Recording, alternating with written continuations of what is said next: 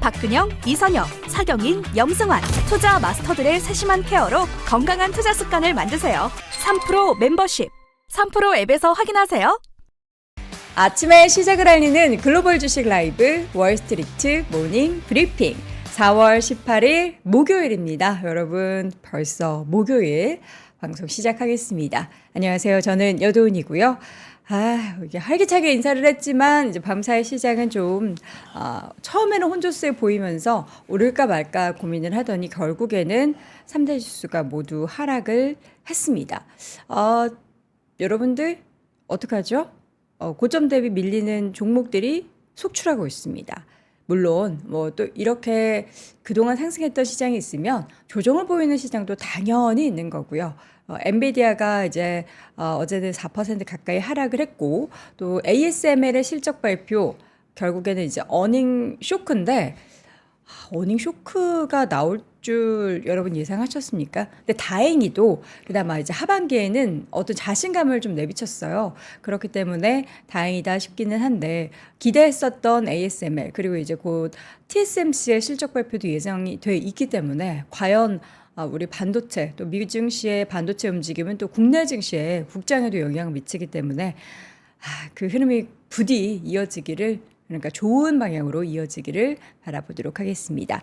자, 다들 또 오늘 좋은 아침 외쳐주셔서 대단히 감사드리고요. 정말 좋은 아침이어야 하는데 아침에 좀 시장이 올라야지 여러분 좋은 아침입니다 이렇게 인사할 수 있는데 언제 또 그런 날이 돌아올지 저도 손꼽아 기다려보도록 하겠습니다. 자, 오늘 역시나 월가의 뉴스레터는 YMG 박종훈 팀장과 함께합니다. 컨텐츠에 대한 고민이 굉장히 많아서요. 항상 밤을 지새고 있다고 하는데 오늘 코피 나지 않나 싶습니다. 오늘 글로벌 인터뷰는 또 이어서 중국 얘기해 볼 텐데요. 바이든 대통령이 대중국 관련한 이제 관세 폭탄에 대한 명령이 있었죠. 뭐 알루미늄과 철강 등에 대해서 이전에도 이제 트럼프 시절에 관련한 이제 관세 폭탄으로 미중 간의 무역 분쟁 그리고 국내 증시에도 굉장히 또 안 좋은 영향이 있었는데 이번 관세 폭탄은 이제 선거용인 건지 과연 그 속내는 어떨지 자세한 이야기 중국경제금융연구소 전병서 소장과 함께 이야기 나눠보겠습니다. 자, 먼저 월가의 뉴스레터 YMG 박종훈 팀장 함께합니다. 어서 오세요. 네,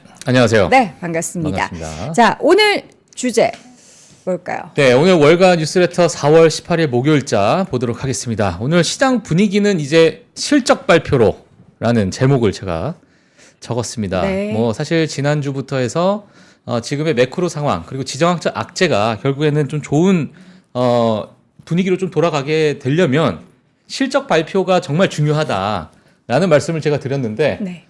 시장 분위기는 이제 실적 발표로 넘어간 것 같아요. 근데 이제 이게 약간 부정적으로 또 좀 넘어가는 것 같아서 반전이 돼야 되는데. 그렇죠. 예, 그렇기 때문에 약간 오늘 미국 시장을 좀 보시는 분들은 약간 좀 우려를 하고 계시지 않을까라는 생각이 좀 듭니다. 사실 오늘 지금 채팅창에 제가 개인 그 방송을 하는 그 방에 저희 방장님이 계세요. 누구예요? 한기동님이라고.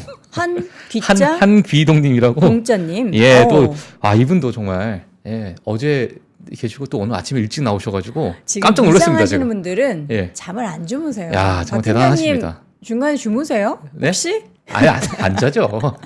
코피 닦고 왔어요. 코피 닦고 왔어요. 지금 코 막고 있는 거죠? 예. 농담이고요. 네, 자 그래서 네. 오늘 시장 분위기 이제 실적 발표로 넘어가지 않았나라는 네. 생각이 들고요. 오늘 핵심 헤드라인 좀 보도록 하겠습니다. 첫 번째 글로벌 펀드 매니저들이 보는 4월 시장에 대해서 한번 저희가 같이 한번 보도록 하겠고요. 네. 데이터 자료를 한번 보도록 하겠습니다. 그리고 서두르지 않는 반도체 기업들인가라는 그런 이야기들이 많이 나오고 있어요. 지금 개인 투자자들 사이에서 또는 월가의 분석가들 사이에서 서둘러야 할 텐데요. 예, 그래서 ASML 실적 발표가 나오게 되면서 오늘 반도체 섹터가 전체적으로 좀 좋지 않은 그런 모습이 아마 이러한 부분까지 같이 좀 연결되지 않았나라는 생각이 들고요. 네. 자, 뒤에 가서 ASML에 대해서 한번 집중적으로 좀 보도록 하겠습니다. 네. 자, 그리고 보스턴 다이나믹스 아마 많은 분들께서 아실 거라고 생각이 그렇죠. 돼요. 현대차에서 2021년에 인수했던 로봇 기업인데 휴머노이드 개발을 중단한다라는 이야기가 나왔습니다. 무슨 이유일까요? 네, 그래서 이 부분도 같이 한번 언급을 해드리도록 하겠고요. 네. 그리고 FDA에서는 이제 비만 치료제가 6월까지는 공급이 부족할 것이다. 계속 공급은 부족하군요. 예, 그래서 6월까지는 확실히 공급이 좀 부족할 것 같다라는 이야기 그래서 기사로 제가 좀 말씀을 드리도록 하겠고요. 네. 마지막으로는 LVMH 이제 매출 둔화가 이제 일어난다라는 것은 사실 연말 연초부터 지속적으로 좀 나오기 시작했는데 그럼 이 부분에 대한 회복이 언제쯤 될 것이냐라는 부분에서 약간은 좀 장기적으로 좀 보고 있더라고요. 그래서 회복이 좀 오래 걸릴 오래 걸릴 거고요? 것이다. 예, 이렇게 좀 이야기를 하고 있기 때문에 이 부분도 같이 뒤에서 보시도록 하겠습니다. 네. 자, 그럼 먼저 지수의 마감 상황부터 한번 확인해 볼까요? 네, 지수 마감 상황이 저도 이제 조금 일찍 제가 이거를 좀 캡처를 했는데요. 네, 캡처는 의미가 없고요. 예, 의미가 선생님 없습니다, 말씀해 사실. 주세요. 예, 예, 이런 그래서- 흐름을 보였다 정도만 예, 이런 확인하시고요. 흐름만 보시면 될 것 같습니다. 네. 그래서 장 시작하고 나서 흐름은 처음에는 좀 좋게 시작했어요. 예, 저도 어제 방송을 좀 하게 되면서 밤에 오늘 장이 좀 괜찮다. 이게 그렇게 나쁘지 않다. 테슬라만 좀 약간 좀 힘을 좀 못 받고 있는 상황이었는데 역시나 장 시작하고 나서 뭐 지속적으로 좀 빠지는 이거 그런 왜 모습이 그런지 좀 아세요? 저 보였고요. 시간대 딱 박 팀장님이 주무셔서 그래요. 언제요? 저 때요? 네. 저 때 어떻게 하셨어요? 딱 일어나니까 지금 시장 좀 올라오잖아요. 예, 2시 맞아요, 반쯤 맞아요. 올라오잖아요. 예, 제가 뭐 딱 눈 감을 예. 때부터 이제 미끄럼틀을 탔습니다. 눈을 감지 말아주세요. 예, 눈 뜨고 자겠습니다. 네, 이제. 네. 자, 그래서 다우 지수도 이제 소폭 하락을 했고요. 나스닥도 1% 가까이 1% 넘게 하락을 했고요. S&P 500 그리고 러셀 2000 지수도 마찬가지로 전체 다 좀 하락을 하는 그런 모습을 보였습니다. 네.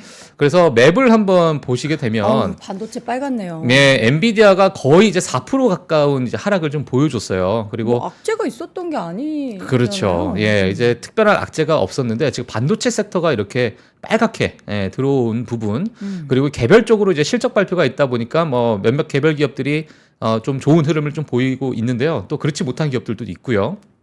자, 그래서 지금은 일단 제가 이 맵을 좀 봤을 때는 ASML이라는 그 기업의 실적 발표가 이제 조금씩 시장에 영향을 주고 있는 그런 상황이다 보니까 시장의 분위기가 이제는 실적 발표로 넘어간 게 아닌가라는 생각이 드는 그런 분위기였습니다. 네. 물론 이제 뭐 어제 같은 경우에는 뱅크 오브 아메리칸 시티가 뭐 큰 폭의 또 하락을 보여줬기 때문에 오늘 약간의 좀 반등세가 보여줬었고요. 유틸리티 또 섹터가 좀 올라가는 그런 모습을 보였고요. 그 외에는 뭐 그렇게 크게 눈에 띄는 종목은 없었는데 개별적으로 크게 영향을 줬다 이렇게 보시면 될 것 같습니다. 네. 자, 이어서 금리와 유가 보겠습니다. 어제 저희가 언급했었던 그 달러 인덱스 같은 경우에는 106에서 이제 105로 조금 내려왔고요. 금리나 유가도 조금 진정되고 있는 상황인 것 같아요. 네, 맞습니다. 지금 뭐 환율 먼저 잠깐 언급만 드린다면 지금 환율 같은 경우에 1,380원대를 지금 유지를 하고 있는. 달러 예. 그리고 이제 달러 인덱스 같은 경우에 105를 이제 106에서 내려왔죠. 네, 내려온 상태인데 조금 내려왔습니다. 예, 조금 내려왔습니다. 그래서 환율 같은 경우는 어느 정도 약간 좀 유지를 하고 있는 상황이고요. 그리고 유가 지금 금리를 먼저 보도록 할게요. 금리 같은 경우에는 이제 시장에서 금리 인하 연기가 지속적으로 좀 나오다 보니까 그러한 인플레이션이나 이런 부분 때문에 금리 인하 시점을 좀 뒤에 연말에 좀 연기해야 되지 않겠느냐 이런 부분을 이제는 좀 시장에서 소화하고 있는 것 같다라는 그러한 이제 코멘트가 좀 나오고 있는 상태입니다. 그래서 10년물 국채 금리가 4.67이었죠. 어제 67이었는데 오늘은 4.59%를 기록하고 있다라고 보시면 될 것 같고요. 유가가 정말 큰 폭으로 빠졌습니다. 그러니까요. 예, 지금 사실 어찌 보면 유가 선물 시장에서 좀 매매를 하시는 트레이더 분들께서는 지정학적 악재가 좀 고조되면서 어찌 보면 상방에 조금 무게를 좀 실지 않았을까라는 생각이 드는데 네.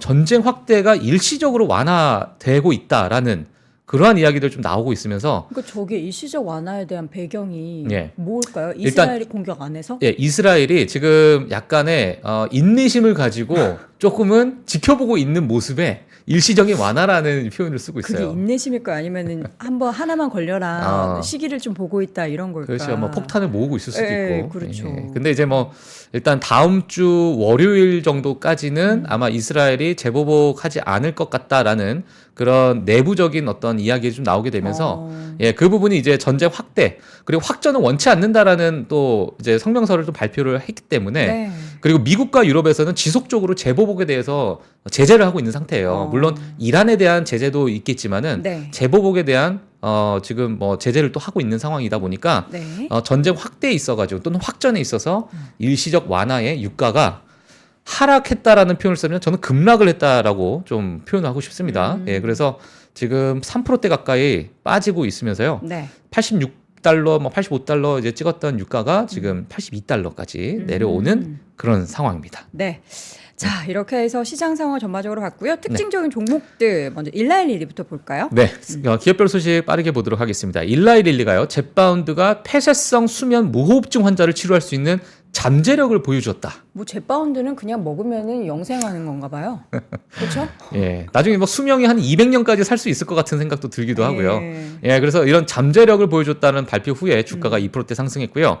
반면에 정말로 수면 호흡 장애 치료제를 만들고 있는 회사인 레스메드는 4% 하락했습니다. 아, 이 갑자기 있다가 무슨 날벼락이에요. 예, 잠재력이 있는 기업은 상승하고요. 예. 실제로 만들고 있는 회사는 떨어지고 있는. 실제 치료제 회사인데 왜 저 기업이 하락하는지 좀 모르겠네요. 예, 뭐 물론 이제 시장 점유율에 따른 예, 그렇죠. 그런 우려 때문에 떨어진 것 같긴 한데. 네. 자, 이러한 소식이 있어서 제가 정리를 했고요. 웃기네요. 예, 자, 그 다음에 유나이티드 에어라인입니다. 보잉 안전 문제로 인해서 2억 달러 손실에도 불구하고 1분기 실적이 월가 예상치를 좀 상회했다. 이러한 이야기도 좀 나왔고요. 주가가 16%대 상승했어요. 정말 큰 폭의 상승을 좀 보여줬었는데 사실 네. 바닥에서 크게 장기간 동안 좀 기어 있었던 주가였다 보니까 이번에 월가 예상치를 상회하는 실적 발표가 이제 큰 주가 부양을 좀 일으켰다라고 보시면 될 것 같고요. 네. 여기에 또 하나가 올 여름에 여행 수요에 대한 기대가 물씬 또 월가에서 예, 나오고 있는 상태입니다. 물론 네. 이게 보잉 안전 문제가 얼마나 지속될지 이 부분도 뭐 우리가 좀 지속적으로 지켜봐야 되는데 지금 중국 내에서의 여행 수요도 급증하고 있는 상태고요. 미국도 마찬가지로 여름에 정말 많은 분들께서 여행을 하시잖아요. 네. 예, 그래서 이런 계절성에 맞는 그런 실적 발표도 올해 조금 괜찮게 보고 있는 상황이다 보니까 주가가 큰 폭 상승했다라고 보시면 될 것 같습니다. 네. 그리고 이제 오토데스크예요. 과거 사실 중소형 기술주들이 정말 상승했을 때 개인 투자자분들도 오토데스크 이 기업에 대해서 많은 관심이 있었을 것 같은데 이사회 내부 조사로 인해서 연례 K10 그러니까 연간 재무 보고서입니다. 그러니까 이 K10 보고서를 제출을 연기할 것으로 밝히면서 주가가 5%대 하락했다. 월가에서는 사실 4월 1일자까지 이 K10을 냈어야 됐어요. 근데 이 부분에 대해서 15일 내로 이제 내라 이런 얘기가 있었는데 그 부분을 이제 충족시키지 못하고 연기를 한다라는 것은 회사 내부적으로 문제가 있는 게 아닌가. 그렇죠. 예, 이러한 이야기들 좀 나오다 보니까 주가가 좀 큰 폭 하락했다 이렇게 보시면 될 것 같습니다. 네. 이것은 알코아. 네, 알코아입니다. 알코아는 이제 바이든 정부의 철강 및 알루미늄 수입품에 대한 중국 관세율을 3배로 인상할 것으로 제안하게 되면서 발표하게 되면서 알코아 주가가 3%대 상승 후에 좀 조정을 줬습니다. 그래서 0.5%대까지 좀 하락을 하는 지수가 많이 빠지다 보니까 이 주가에서도 좀 크게 좀 하락하는 부분이 있었고요. 알코아 같은 경우는 또 실적 발표 이제 장 끝나고 나서 이제 실적 발표가 나올 텐데요. 지금 제가 확인을 못한 상태인데 예, 지금 실적 발표도 아마 나왔을 것 같습니다. 네, 알코아. 그래서 이 부분도 한번 보시면 될 것 같고요. 다음 기업은 엘프 뷰티입니다. 뭐 미국의 젊은 층이 정말 좋아하는 또 값싸고 가성비 있는 그러한 화장품 업체라고 보면 될 것 같은데요. 네. TD코언에서 투자 의견 상향 소식에 2.6% 상승 후에 또 다시 지수가 좀 빠지면서 조정을 줬다 이렇게 보시면 될 것 같고요. 신제품에 대해서 정말 긍정적이며 향후 수익이 2배 가까이 늘어날 것으로 예상한다라는 그런 코멘트도 있었습니다. 그래서 네. 이 부분도 체크해 주시면 될 것 같고요. 네. 자, 다음 기업은 페라리입니다. 번스타인이 페라리가 이제 전기화되는 과제를 마스터했다. 예, 이렇게 평가를 했습니다. 전기차로의 그렇죠. 전환인 예, 거죠? 그래서 전기화되는 과제를 마스터했다 이렇게 표현했는데, 이게 약간 영어식 표현이라서. 예, 그래서 이제 결국에는 이제 전기차로의 어떤 전환에 있어서 어느 정도 기술력을 좀 확보한 그러한 모습이 좀 보여지고 있고요. 목표가는 512불로 이제 설정을 계속 지속적으로 유지하게 되면서 상승 여력은 약 24% 정도 확인이 되는 그런 모습입니다. 다음 기업은요, 에보트 레보러토리인데 이 에보트 레보러토리 같은 경우에는 의료기기 회사입니다. 네. 그래서 1분기 예상치 상회한 실적 발표를 했는데 좀 우려스러운 가이던스에 주가가 3%대 하락을 했다. 자, 이런 뉴스가 있었고요. 그리고 JB헌트 운송 및 물류 회사인데요. 이 회사가 1분기 수익 및 매출 부진을 보고 또 주가가 또 8%대 하락을 했다. 그리고 이제 JB헌트 같은 경우 미국 내 국내 수요가 예상보다 좀 정체되고 약하다고 좀 밝혔습니다.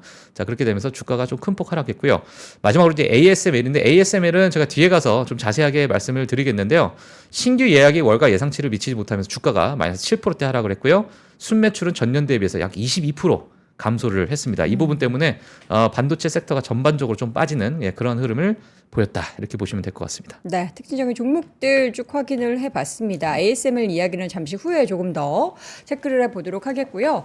오늘의 데이터 먼저 뱅크 오브 아메리카의 펀드 매니저 서베이 요 내용이 좀 의미가 많잖아요. 네, 맞습니다. 네, 매 월마다 사실 뱅크 오브 아메리카에서 이 보고서를 발표를 하는데 시장 동향에 대해서 체크를 하신다고 보면 될 것 같아요. 예를 이제 설문 시기와 이제 발표 시기가 있는데 설문 시기는 뭐 이제 이번 4월 달을 좀 보게 되면 4월 5일에서 4월 11일 약 한 일주일 정도 설문 시기가 있고요. 이 발표는 4월 16일에서 17일 정도쯤에 이제 발표가 좀 나왔습니다. 그래서 약 한 뭐 5일에서 6일 정도 뒤에 발표가 되고 보통은 매월 중순 때 이렇게 발표가 된다라고 보시면 될 것 같고요. 데이터 좀 빠르게 보도록 하겠습니다. 시장에서 가장 큰 리스크가 뭐냐? 이런 설문조사를 했었는데요. 네. 지난 3월에 비해서 급격하게 는 게 바로 인플레이션입니다.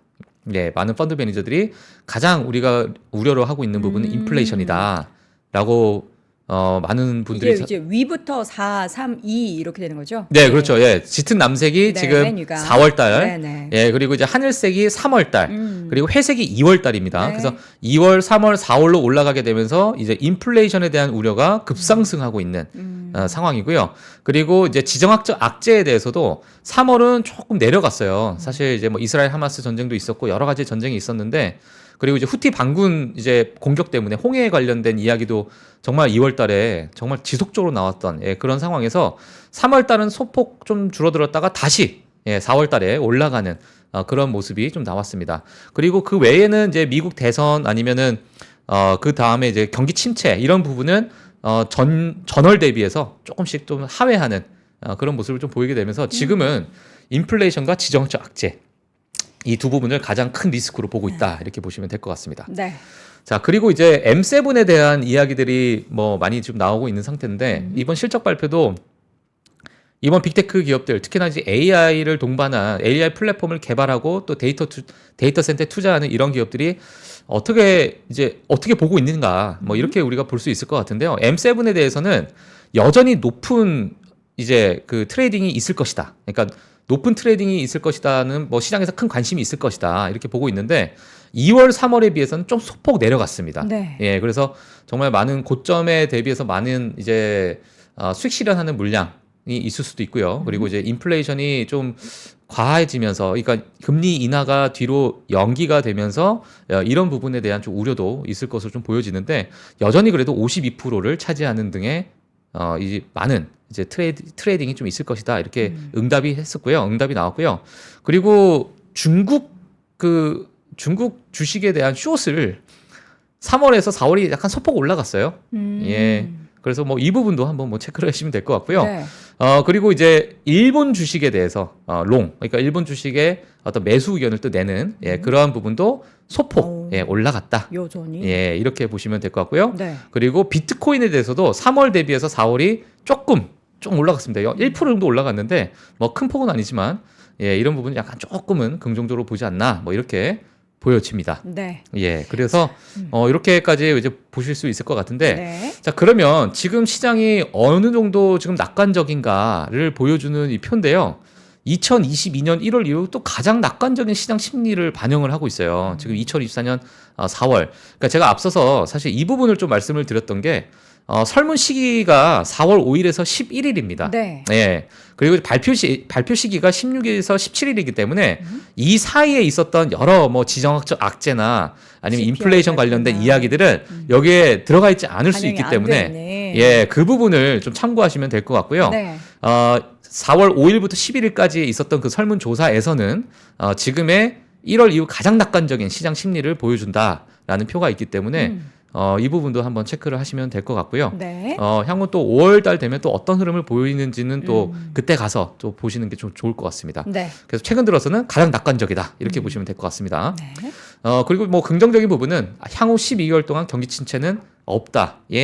또 가장 낙관적인 시장의 심리이다 보니까 경기 침체가 없다라는 부분에 많은 분들께서 또 동의를 하고 있는 것 같아요. 노랜딩. 글로벌 펀드 매니저분들이 그래서 지금 이 경기 침체가 없다는 부분에 그 과반수가 좀 이제 베팅을 하고 있는 그런 네. 상황이고요. 지금 이 수치를 보게 되면 약 80%예요. 지금 있는 이 수치가 이 위치가 약 한 80% 정도 되기 때문에 거의 뭐 대다수의 펀드 매니저들이 경기 침체는 보고 있지 않은 그런 상태다. 이렇게 보시면 될 것 같습니다. 네. 자, 마지막으로 펀드 매니저의 포지셔닝 같이 보도록 하겠습니다. 가장 비중을 많이 차지하고 있는 것이 이제 주식이라고 보시면 될 것 같고요. 네. 그리고 두 번째로 헬스케어에 대한 또 많은 포지셔닝이 좀 있어요. 자, 이 부분도 우리가 한번 좀 지켜봐야 될 것 같고, 그리고 유로존, 그리고 테크, 일본 이 순으로 유로존에 투자를 한다. 예. 그래서 지금 이러한 어떤 펀드 매니저의 포지셔닝을 한번 좀 체크를 해 주시면 될 것 같습니다.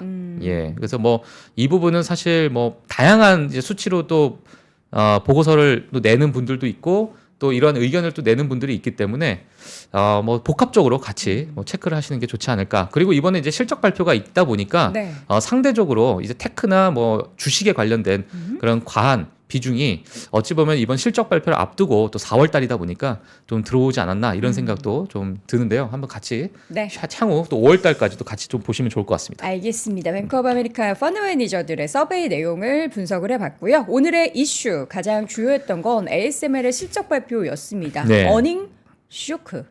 네, 어닝이 정말 뭐 좋지 않은 상황이 얼마나 나왔습니다. 하회를 했나요? 일단 지금 매출을 보게 되면 네. 이제 그 예상치보다는 지금 보시게 되면 5.29 빌리언 유로예요. 예. 근데 이제 예상치가 5.39 빌리언 유로였습니다. 자, 그래서 0.1 빌리언 유로가 예상치보다 좀 하회하는 그런 매출을 보여줬고요. 네. 그리고 이제 순이익을 보게 되면은 예상치보다는 또 올라갔습니다. 예, 예상치가 1.07 빌리언 유로인데 네. 이제 발표했던 부분을 보게 되면 1.22 빌리언 유로다. 이렇게 보시면 그래도 조금 올라가는 그런 모습을 보였는데요. ASML에 대한 월가 평가를 제가 정리를 좀 했습니다. 그래서 이 부분 한번 보시면 좋을 것 같아요. 시장에서 가장 큰 관심은 ASML의 기계 순 예약률이죠, 사실. 네, 그 EUV 노광 장비에 대해서 어느 정도의 그 예약률이 있을까라는 부분이 가장 많은 이제 관심이 될 것 같은데 1분기 때 36억 유로를 기록을 했다고 해요. 근데 이 부분이 전년 동기 대비해서 4%가 감소한 정확하게 보게 되면 3.7% 정도 감소한 그런 수치다 이렇게 볼 수 있을 것 같고요. 이 부분은 작년 4분기, 그러니까 작년에 이제 12월 달, 11월 달에 있었던 정말 큰 매출, 그러니까 그 예약률이 좀 있었는데 이 부분에 대비해서는 3분의 2가 급감했다. 이러한 이야기가 있었습니다. 네. 그러니까 월가 분석가가 이렇게 얘기를 했어요. 이번 실적 발표는 투자자들이 기대했던 수치는 아니다. 당연히 아닌 것 같습니다. 그리고 작년 4분기 주문은 급증을 했는데 그 이후에 올해 1분기도 상대적으로 좀 감소할 수 있으나, 그러니까 기저효과가 있기 때문에 상대적으로 좀 감소할 수가 있는데 금액만 봤을 때는 예상보다 나빴다. 금액 자체만 봤을 때. 그리고 잠재적으로 수요 둔화의 조기 경고 신호가 될 수 있다. 이렇게 또 평가를 했습니다. 그리고 여러 가지 요인이 작용을 했지만 경제 환경에 대한 불확실성 증가에 동일한 수량이 주문되지 않은 상태다. 이러한 이야기가 좀 나오고 있는 상태고요. 물론 이제 연초라서 좀 상황이 바뀔 수도 있다라는 그런 이제 코멘트를 좀 했는데 중국 판매는 좀 양호하지만 무슨 일이 일어날지 아직 가늠하기가 어렵다. 이러한 이야기를 했습니다. 그래서 표를 한번 보시게 되면 이게 이제 ASML 신규 예약 현황이에요. 현황인데 지난 이제 분기별로 봤을 때는 이 지난 4분기 때 253.5%가 증가하는 정말 어마어마한 증가세를 보였던 4분기인데요. 이번에 이제 1분기를 보게 되면은 마이너스 60% 가까운 하락을 좀 보여주게 됐고요. 전년 동기 대비해서는 3.7%또 하락을 하는 그런 모습을 보였다. 이렇게 보시면 될 것 같습니다. 그래서 표를 보시게 되면 이렇게 되고 있었죠. 그래서 과거에 지난 4분기 때 정말 큰 폭의 예약 현황률이 있었는데 지금 2024년 1분기 때는 큰 폭의 하락을 보여주는 거진 뭐 3분의 1로 줄어드는 그런 모습을 보이다 보니까 3분의 2가 급감했다. 근데 이 부분에 대해서 시장 이제 월가의 평가가 어떻게 나오고 있냐면 많은 반도체 기업들이 사실 이 슈퍼을이라고 불릴 정도로 ASMR의 그 EUV 장비, 물론 중국 같은 경우는 EUV 장비를 구입할 수가 없겠지만은 이 부분에 대해서 정말 큰 관심이 있었는데 이런 1분기 때 이런 예약률에 이렇게 현저하게 줄어든 부분이 지금 반도체 기업들의 어떠한 실적에 좀 우려가 있는 것이 아닌가라는 것이 시장에서 좀 나오고 있는 상태고요. 자, 그러다 보니까 어제 오늘 이제 장 마감했을 때 보시게 되면 뭐 반도체 섹터가 전체적으로 좀 좋지 않은 그런 모습이 좀 보였던 것 같습니다. 그래서 월가에서는 지금 이 부분이 수요 둔화인지 아니면은 일시적인 것인지 한번 향후 좀 지켜봐야 될 것으로 보인다. 이렇게 좀 코멘트가 좀 나왔습니다. 네. 사실 그 ASML도 그 최첨단 반도체 관련한 그 기기 같은 경우에는 미국이 또 요청해가지고 중국으로 수출을 못하게 되는 거잖아요. 근데 그 가운데 보니까 실적 내용에 중국의 비중이 49%나 되는데 이게 향후에 또 줄어들 수 있을 것이다. 그러니까 미국에서 수출 못하게 하면은 ASML의 중국 매출이 줄어들면 그렇죠. 어쨌든 전체 실적단도 더 줄어들 수도 있다라는 거고 네. 앞서 우리 박 팀장이 확인했었던 그 최첨단 노광 장비 같은 경우에는 TSMC, 삼성전자, 인텔이 주 고객인데 네. 여기 이 장비가 중국에 대한 판매가 금지가 됐단 말이에요. 예. 그러면 앞으로 실적을 뭘 보고 장밋빛을 우리가 전망을 할 수 있을지가 저는 사실 좀 걱정되긴 해요. 예. 근데 이제 뭐 TSMC, 인텔, 삼성전자 같은 경우에는 지금 현재 미국에서 보조금을 받은 기업들이잖아요. 네. 근데 이 부분에 이런 부분이 있기 때문에 오히려 이러한 기업들의 뭐 좀 지속적인 보조금을 지급받고 이런 부분에 대한 수요가 또는 투자가 이루어질 것이다라는 그런 이제 의견도 좀 있는 상태이긴 합니다. 물론 이제 중국발에 대한 우려가 있는 상태인데 이런 부분은 정말 뭐 아까 월가 그 애널리스트가 좀 얘기했지만은 정말 가늠하기가 힘들다. 왜냐하면 이 정치적인 부분과 또 관세 여러 이제 반도체에 대한 반도체 장비에 대한 어떤 규제 이런 부분은 너무나도 시시각각 좀 변할 수 있는 부분이기 때문에 그 부분은 아마 향후 좀 저희가 지켜봐야 될 것 같고요. 그리고 이제 ASML 신규 예약 현황을 좀 보게 되면 이 EUV 노광 장비에 관련된 이야기인데요. 지금 신규 기계 같은 경우에는 66대 정도 지금 2024년 지금 1분기입니다. 예, 그래서 지금 66이라고 이렇게 되어 있는데요. 네. 이 부분도 사실 지난 4분기에 비하면 절반 수준밖에 되지 않는 상태예요. 그러니까 이제 과거에 지속적으로 이렇게 올라가고 있었던 이러한 상황에서 급격하게 떨어지다 보니까 이 부분이 지금 시장에서 큰 충격을 주고 있는 그런 상황이다라고 보시면 될 것 같습니다. 그래서 이 부분은 이제 리소그래피 시스템이라고 이렇게 좀 써여 있는데 이런 장비 부분 또는 시스템 부분에 많은 수요가 좀 줄었다 이렇게 보시면 될 것 같고요. 네. 전분기 대비해서 41%가 줄었습니다. 그리고 전년 동기 대비해서 31%가 주는 그런 흐름을 보였습니다. 그래서 이 부분이 좀 시장에서 크게 작용하지 않았나라는 생각이 들고요. 그래서 이어서 제가 좀 보게 되면 ASML CEO 피터 웨니크가 이런 얘기를 했어요. 2024년 전체에 대한 우리의 전망은 변함이 없다. 여전히 우린 좋다. 이렇게 얘기를 했고요. 업계의 지속적인 경기 침체 회복에 맞춰서 올해 하반기는 아마 상반기보다 더 강할 것이다. 이렇게 이야기를 했습니다. 자, 우리는 2024년이 생산 능력 향상과 기술에 있어 지속적인 투자를 통한 전환의 해로 우리가 보고 있다. 그리고 ASML의 최대 고객 중 하나인 인텔, 삼성전자, TSMC 이 세 곳 모두 최근 미국에서 보조금을 받은 기업들이기 때문에 이런 부분도 아마 향후에 강력한 추세를 이어갈 것으로 평가한다라고 이렇게 이야기를 하게 되면서 뭐 중국과 미국의 부분에 있어서 또 어떠한 뭐 정책적인 부분 또 반도체 규제 또 생산 장비에 대한 규제가 어떻게 이루어질지가 향후 좀 관건일 것 같습니다. 네. 예. 자, ASML 소식 첫 번째로 확인을 해봤고요. 보스턴 다이나믹스가 휴머노이드 개발을 중단했는데 이유가 뭘까요? 예, 휴머노이드 개발을 중단했는데요. 뒤에서 뭐 이 아틀라스라는 이름을 지었던 이런 휴머노이드 이제 로봇이었죠. 뭐 공중제비도 하고 뭐 뛰어다니기도 하고 네. 그랬던 이제 기업인데 휴머노이드 대신에 산업용 로봇으로 전환한다 이렇게 이야기가 나왔습니다. 자, 그래서 일단 공식적으로는 휴머노이드 아틀라스는 개발 중단을 선언했고요. 유유. 예, 그리고 대신 최근 트렌드에 맞춰서 인공지능을 결합한 산업용 로봇 생산에 집중하겠다라는 이야기를 했고 이제 세 번째 줄은 뭐 제 개인적으로 그냥 써놨고요. 그리고 네 번째 보시게 되면 개발 담당자가 이런 얘기를 했어요. 저는 이 언급을 할 때 이 뉘앙스를 보고 저는 약간의 좀 왜 개발 중단했는지 약간의 좀 힌트를 얻긴 했는데 뭐예요? 당시 이제 아틀라스는 데뷔 당시에 가장 진보한 휴머노이드 로봇이었지만 까지만 왔을 때는 데뷔 당시는 가장 진보했다. 그때 당시에는. 그때 당시는 지금은 아니라는 얘기겠죠. 본질적으로 소프트웨어 두뇌와 신경을 위한 물리적 껍질에 불과하다. 소프트웨어가 없다. 그렇죠. 예, 그러다 보니까 기술력이 없다. 예, 그러니까 지금의 뭐 인공지능 기술력, 그러니까 정말 두뇌 역할을 하고 있는 그 소프트웨어나 또는 그 어떤 하드웨어로 연결되는 여러 뭐 신경망의 역할을 하는 그러한 부분에 있어서 사실 이제 우위를 점하기가 좀 힘들 것 같다. 저 이렇게 저는 받아들였거든요. 네. 요 멘트를 보고.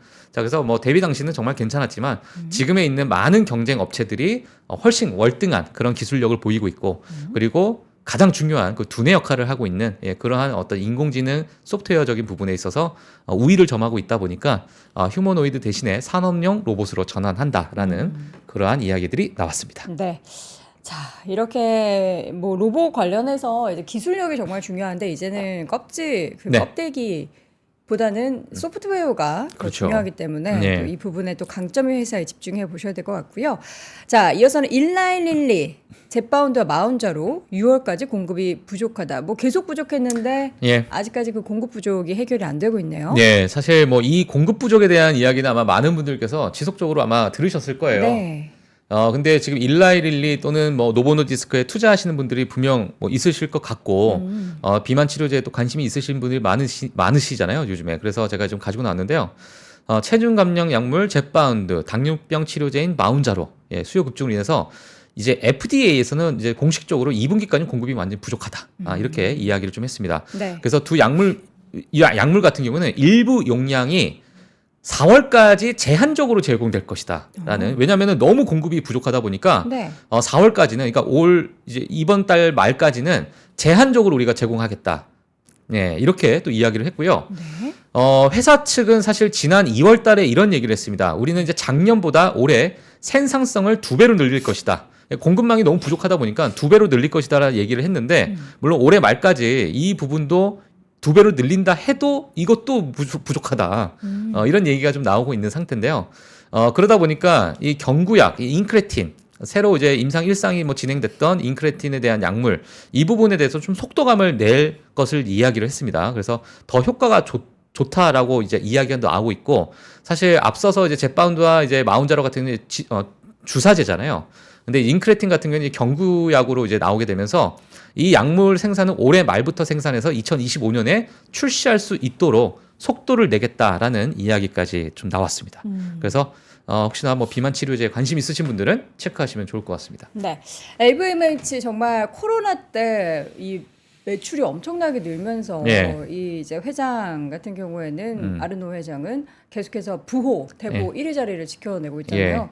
근데 그 1위 자리가 어떻게 좀 뺏기게 될지 명품 소비가 둔화되고 있어요. 둔화되고 있습니다. 제가 좀 안 사서 돈이 없어가지고 사고 있습니다. 박희민 좀 사세요. 예, 저는 사실 뭐 그렇게 뭐 크게 네. 저는 이제 눈에 잡히는 옷을 입고 나오거든요. 아 그래요? 예, 그래서 눈에 잡히는 옷? 손에 잡히는 손에 잡히세요, 저죠. 눈에 보여서 예, 손에 아침 잡히는 6시가 되면 눈인지 손인지 잘 안 보이더라고요. 저도 그래요. 자, 그래서 LVMH 명품 소비 둔화로 인해서 매출 타격이다라는 이야기가 있었고요. 이 매출 타격도 마찬가지로 사실 올해 초부터 지속적으로 나왔죠. 중국 수요 둔화 지속적으로 나오고 있는 그냥 뭐 밑밥입니다. 요거는 계속 지속적으로 나오고 있습니다. 근데 이제 전년 동기 대비해서 이번에 2분기 이제 1분기죠. 1분기 매출 감소가 나왔는데 전년 동기 대비해서 2% 감소했다고 해요. 매출이. 예. 그리고 보복 소비에 따른 성장 가도가 있었는데요. 작년에 이번에 이 부분은 이제 수요 둔화로 완전히 바뀌면서 급격하게 침체가 되고 있는 모습이다라는 이야기들이 좀 나오고 있습니다. 뭐 가격은 안 떨어지는 것 같아요. 예, 가격은 안 떨어지고 있는 상태다.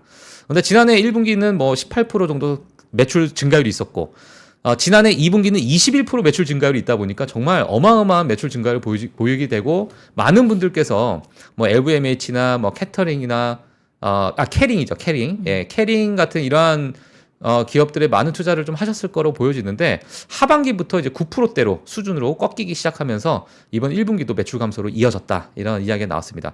제가 이 부분에 대해서 정말 이게 그러면은 지금의 매출 둔화를 지금 명품 시장에 계신 분들은 또 어떻게 보고 있는가? 가장 가까운 분이 저는 CFO잖아요. CFO. 네, 이 재무 담당하시는 네. 이 CFO가 이런 얘기했어요. 작년과 가장 큰 차이점은 중국 매출이 둔화가 된 부분인데 이게 중국이 근데 이제 엄청나게 둔화가 됐다라고 표현을 하더라고요. 그래요? 그러면 이 부분에 대한 회복세를 어떻게 보는가라고 했을 때 수분기, 그러니까 한 분기도 아니고 몇 개의 분기 또는 아마 2, 3년이 진행이 될 수도 있다.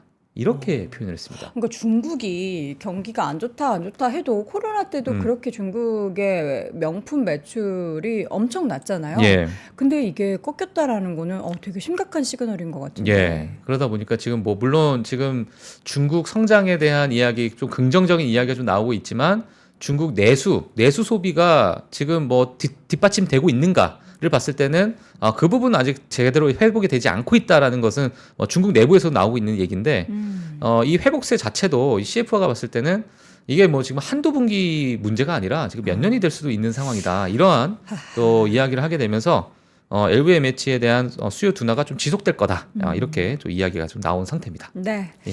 자, 이제서는 이제 캘리포니아의 새로운 전기 요금을 두고 긴장이 고조가 됐다는데 네. 전기 요금이 어떻게 많이 올라갔어요? 이게 전기 요금에 대한 이제 우리가 전기세를 어떻게 납부하는가가 이제 여러 기준이 있잖아요. 그 기준을 완전히 바뀌는 하나의 어떤 이 고지서가 이제 완전 바뀌는 거죠. 네네. 어떻게 되는 건지.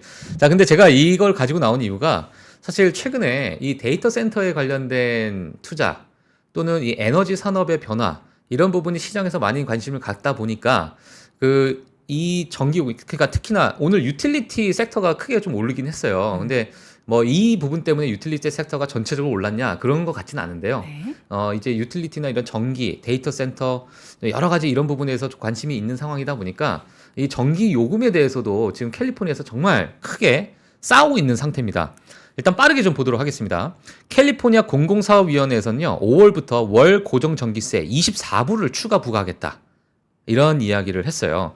그러니까 지금 우리가 쓰고 있는 이 전기세 플러스 24불을 추가적으로 고정으로 내야 되는 건데요.